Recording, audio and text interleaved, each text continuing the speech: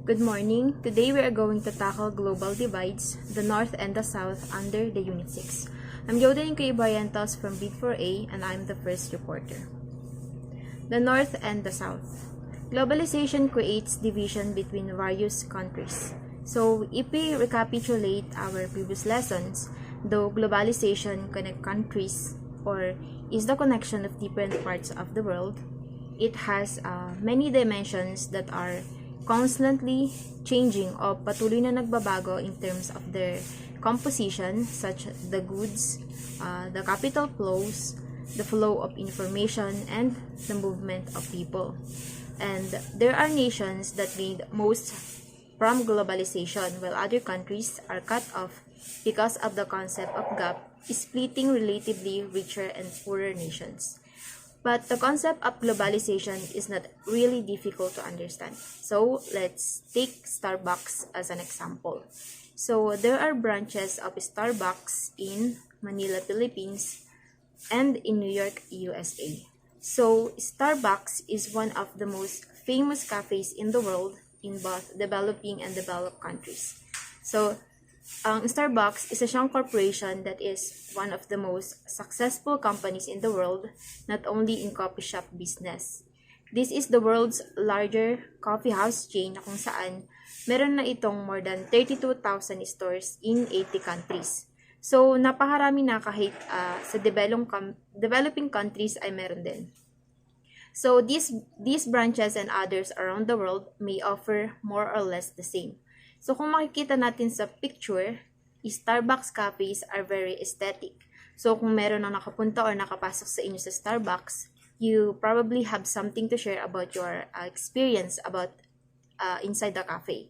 So, hindi pa rin ako nakakapasok sa Starbucks, but for some people, most Starbucks provide the environment to concentrate and work. And according to my research, it often has a library-like ambience, the wooden walls and tables, and the warm glow of the lightning. But despite the modern aesthetic of these cafes, the world outside them can be very different. So, pansinin natin yung branch ng Starbucks in Manila and USA. And now, tingnan natin yung society outside them. So, this is the world outside the Starbucks in Manila and New York, USA. So, where is the concept of globalization here? So, obviously, napapansin natin that despite having branded coffee house in the countries, still, there are people struggling to live or marami pa ring tao na hikahaw sa buhay, walang tirahan at walang trabaho. So, nakikita natin how the trade and technology have made the world into a more connected and interdependent place. But somehow, disregard natin yung result of changes in its populations. Though connected, the world is connected, the gap is evident. Next is the global divides during the Cold War. So what is the Cold War? So the Cold War is the open yet restricted rivalry that developed after World War II sa pagitan ng United States and the Soviet Union and their respective allies. So, bakit nga ba nagkaroon ng Cold War? So, it is because of the increasing competition between United States and Soviet Union in terms of their ideologies and politics. So, there are global divides during the Cold War. These are the First World, Second World, and the Third World. So, kung babalikan natin, yung kay Immanuel Wallerstein World System Theory, it separates countries into the core, semi-periphery, and periphery, based on primarily on their economic participation. But that will be discussed by Ms. Wendy Cobales later on. So let us discuss the First World. So the First World refer to the capitalist and industrialized Western countries. So when we say capitalist, ito yung mga countries na merong capital or they uses their money to invest in trade and industry for profit with the principle of capitalism. And when we say industrialized, these are the countries whose level of economic development ranks between developing and highly developed classifications. So ito yung mga bansa na advanced that having the ability to utilize and circulate their money to invest in various trade. An industry na kung saan they are able to make profit and make their business extensive. So ito yung mga bansa na may stable democracies, high standards of living, and economic stability. So since the concept of the First World originated during the Cold War, it is also comprised of countries aligned with the United States. So this means ito yung mga bansa that opposed the Soviet Union. And this includes the United States, Canada, Japan, France, Germany, Australia, Spain, and so on. So next is the Second World. The Second World are the communist countries and allies, and the countries that aren't quite in poverty but aren't prosperous either. So in other terms, hindi sila ganun kahirap at hindi din sila ganun kayaman. And this includes the Soviet Union, Russia, Ukraine, Kazakhstan, China, Romania, Bulgaria, Poland, and Hungary, and so on. So next is the Third World. So the Third World is the least developed countries that were formerly colonized, or mga countries that are controlled by one power like the Cuba, Indochina, Middle East, and Afghanistan. So Third World, which means underprivileged people, was coined by a French demographer, Alfred Sauvy, in 1952. So when we say underprivileged people, sila yung mga tao na may hirap, who have less money and fewer possessions and opportunities. So the third world includes the Bangladesh, Nepal, Liberia, Cambodia, and so on. Defining the Third World. Third world countries are also referred to as impoverished countries because it composed of mostly poor countries. So sabi nga kanina, the Third World is composed of poor countries, yung mga bansa na mahirap. It is also a group of non-alliance countries from the First and Second World which refused capitalism and communism during the Cold War. So when we say communism, it is an economic ideology that advocates for a classless society na kung saan lahat ng property and wealth is communally owned o pag-aari ng organization rather than individuals. So ito rin yung mga country that refuse that system, and this includes the Finland, Sweden, Ireland, Austria, and Switzerland. So next is the global divides after the Cold War, which will be discussed by Ms. Wendy E. Cubales. Thank you for listening in my report. Hi, I'm Wendy E. Cubales from BID 4A, the second reporter for today, and I am going to discuss the global divides after the Cold War. It is under the Unit 6 Global Divides. A new, more simple classification, which is the North-South Divide, was developed at the end of the Cold War. The previous First World countries became the Global North, and the Third World countries, it became the Global South. So, looking back to the Unit 2, the Global Economy, Wallerstein World System Theory was discussed, and it has different categories: the core, semi-periphery, and periphery. And as we can see, the Wallerstein World System Theory and the Global Division share the same categories but use different words. First is their core and First World countries in the global divides. They are the most developed countries. Next is Second World and semi-peripheral countries, which are the more developed than peripheral countries but less developed than core countries. And they act as a barrier between the core and the periphery of the world. The Third World countries and the periphery, where they are the less developed countries. Now let's move to the socio-economic and political division. The global divided based on their socio-economic and political power. Then we have the North-South divide or the rich-poor divide.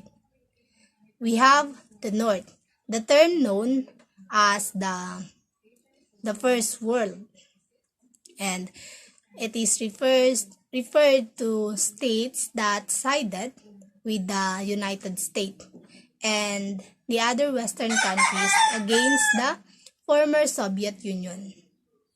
Prosperity, democracy, and stability in both political and economic are frequently attributes of first world nations, and they are known as wealthy developed countries.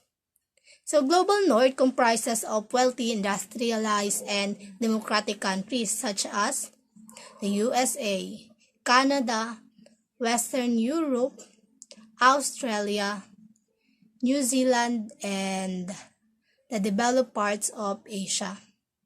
Next, we have the South. So, what is the Global South? The Global South are the least developed countries that were formerly colonized.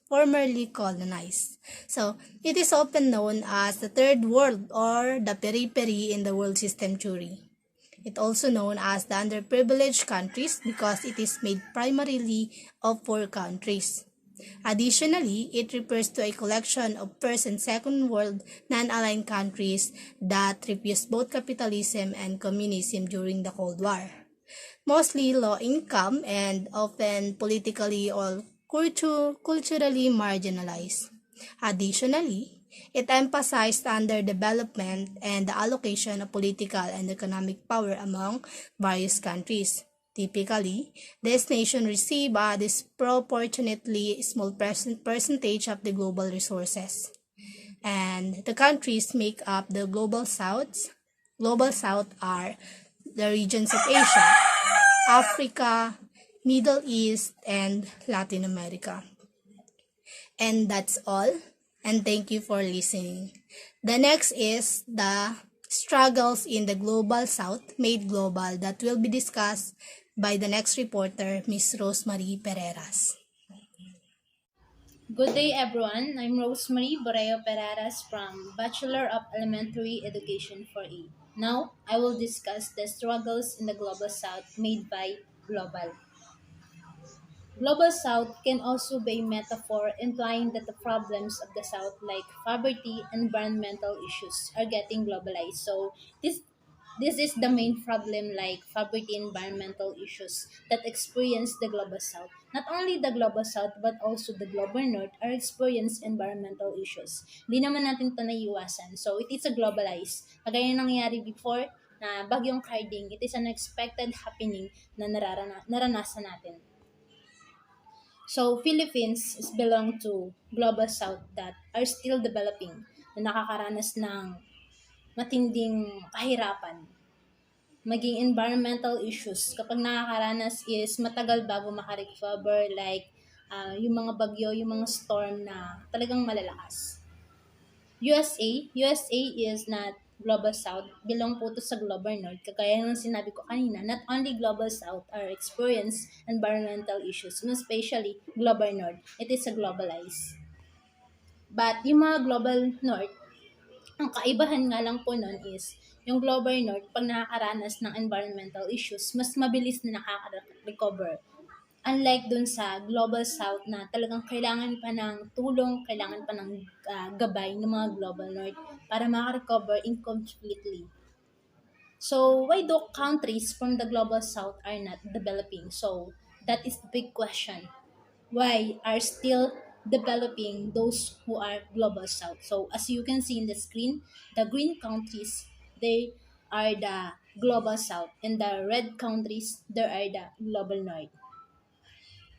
These countries are those who tend to have unstable democracy, are in the process of industrializing, and have historically frequently faced colonization by global north countries.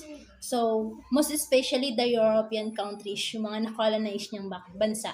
So, one reason why those global south are still developing because of democracy. So, walang kalayaan. Nakadepende. So, they depends on global north, especially the European countries. Kung ano yung gustong gawin ng European countries, so naka-base doon yung mga global south na na-colonize nila. The second definition, or the second reason why the global south are still developing, because it is uses the global south to address populations growth that are negatively affected by capitalist globalization.